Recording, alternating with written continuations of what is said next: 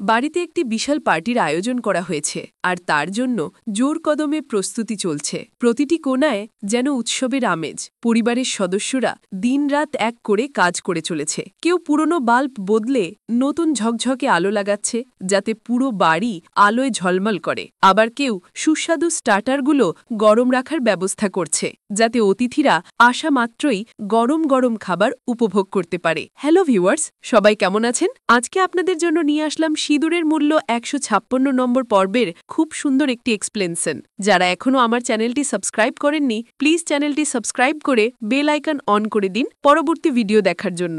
সবার মনে আনন্দ আর উত্তেজনা, কিন্তু মিষ্টির মনে কেমন যেন একটা অস্বস্তি। সবকিছু ঠিকঠাক চললেও তার ষষ্ঠ ইন্দ্রিয় যেন কোনো এক অশনি সংকেত পাচ্ছে, যা আসন্ন বিপদের ইঙ্গিত দিচ্ছে। ঠিক তখনই একটি ফোন আসে। হাসপাতালের ডাক্তার জানান যে বৃদ্ধা মহিলা জ্ঞান হারিয়ে হাসপাতালে ভর্তি ছিলেন, তিনি যে কোনো মুহূর্তে জেগে উঠতে পারেন। এই খবর মিষ্টির মনকে আরও চঞ্চল করে তোলে। সে বুঝতে পারে এই বৃদ্ধার জ্ঞান ফেরা মানে হয়তো কোনো বড় রহস্যের উন্মোচন। কিন্তু এই সবকিছুর মধ্যেই বাড়িতে এক নতুন সমস্যার সূত্রপাত হয়। একজন অচেনা লোক হঠাৎ করেই বাড়িতে ঢুকে পড়ে এবং গোলমাল শুরু করে। সে নিজেকে পার্টির প্রধান অতিথি বলে দাবি করে, অথচ তার আচরণ একেবারেই অতিথি সুলভ নয়। উল্টো সে মিষ্টিকে নানাভাবে অপমান করতে থাকে।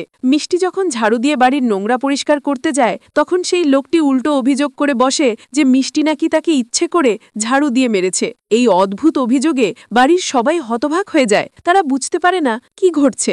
এই পরিস্থিতিতে মিষ্টি তার স্বভাবসুলভ ধৈর্য নিয়ে পরিস্থিতি সামলানোর চেষ্টা করে। সে শান্তভাবে লোকটির অভিযোগ শোনে এবং তাকে বোঝানোর চেষ্টা করে। বাড়ির সবাই যখন বিভ্রান্ত, তখন মিষ্টি বুদ্ধিমত্তার সঙ্গে এই অপ্রত্যাশিত সংকট মোকাবিলা করে। এর মধ্যেই অর্জুন আর মিষ্টি হাসপাতালে ছুটে যায় সেই বৃদ্ধা মহিলাকে দেখতে। তাদের মনে একরাশ কৌতূহল এবং উদ্বেগ। হাসপাতালে পৌঁছে তারা জানতে পারে বৃদ্ধা মহিলার জ্ঞান ফিরেছে। মহিলাটি জানান যে তিনি প্রিয়াকে দেখতে আসেননি, বরং অন্য কাউকে দেখতে এসেছিলেন। তার মা মৃত্যুশয্যায় আছেন এবং শেষবারের মতো তার মেয়েকে দেখতে চাইছেন। এই কথা শুনে অর্জুন আর মিষ্টি অবাক হয়। তারা বুঝতে পারে এই গল্পের পেছনে আরও গভীর কোনো রহস্য লুকিয়ে আছে। ঠিক তখনই সেখানে একজন নার্স আসে এবং মহিলাকে নীরবে মেরে ফেলার চেষ্টা করে। নার্সের উদ্দেশ্য ছিল মহিলার গোপন রহস্য ফাঁস হওয়া থেকে আটকানো। ইঞ্জেকশন দেওয়ার পর মহিলার অবস্থা আরও খারাপ হয়ে যায়। অর্জুন বুঝতে পারে যে এই নার্সটি আসলে ভুয়া। সে দ্রুত হাসপাতালের মধ্যেই ঘোষণা করে দেয় যে একজন ভুয়া নার্স হাসপাতালে ঘুরে বেড়াচ্ছে এবং সে অত্যন্ত বিপজ্জনক।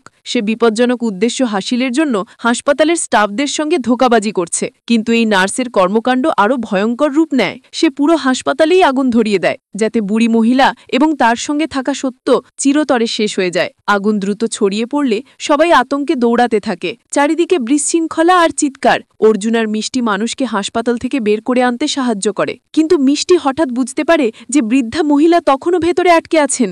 অর্জুন বিপদের কারণে তাকে থামাতে চাইলেও মিষ্টি দৃঢ়প্রতিজ্ঞ।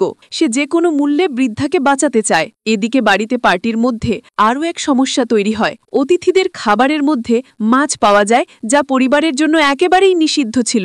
এই ঘটনা পরিস্থিতিকে আরও জটিল করে তোলে। এই সকল বিশৃঙ্খলার মাঝে মিষ্টি আর অর্জুন আগুনের মধ্যে ছুটে গিয়ে বৃদ্ধাকে বাঁচানোর মরিয়া প্রচেষ্টা করে। বিপদের আগুন, ভুয়া নার্সের ভয়ঙ্কর ষড়যন্ত্র আর সত্যকে রক্ষা করার লড়াই, সব মিলিয়ে পরিস্থিতি ক্রমেই তীব্র হয়ে ওঠে। তাদের জীবন এখন চরম ঝুঁকির মুখে।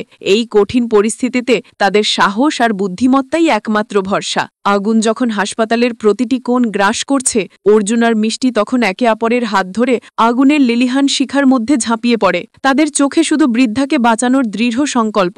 ধোঁয়ায় আচ্ছন্ন করিডোরের মধ্য দিয়ে তারা এগোতে থাকে। প্রতিটি পদক্ষেপে মৃত্যুর ঝুঁকি। ভেতরে আটকে পড়া মানুষের আর্তনাদ আর আগুনের ভয়ঙ্কর শব্দ তাদের কানের পর্দায় বাজতে থাকে। এই পরিস্থিতিতেও তারা হাল ছাড়ে না। অবশেষে তারা বৃদ্ধার মহিলার কক্ষ খুঁজে পায়। কক্ষটি তখন আগুনের তাপে জ্বলছে।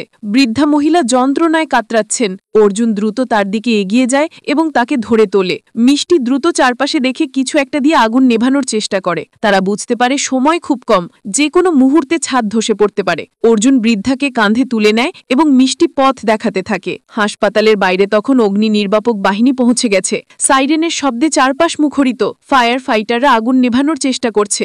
অর্জুন আর মিষ্টি যখন বৃদ্ধাকে নিয়ে বাইরে আসে, তখন সবাই স্বস্তির নিঃশ্বাস ফেলে। কিন্তু এই ঘটনার রেশ তাদের মনে গভীরভাবে গেঁথে যায়। এদিকে বাড়িতেও অতিথিদের মধ্যে বিশৃঙ্খলা শুরু হয়। মাছ নিষিদ্ধ জেনেও কিভাবে তা খাবারের মধ্যে এলো তা নিয়ে আলোচনা চলে। মিষ্টির পরিবার বুঝতে পারে এটা শুধুমাত্র একটি পার্টির সমস্যা নয়, বরং এর পেছনে আরও গভীর কোনো চক্রান্ত রয়েছে।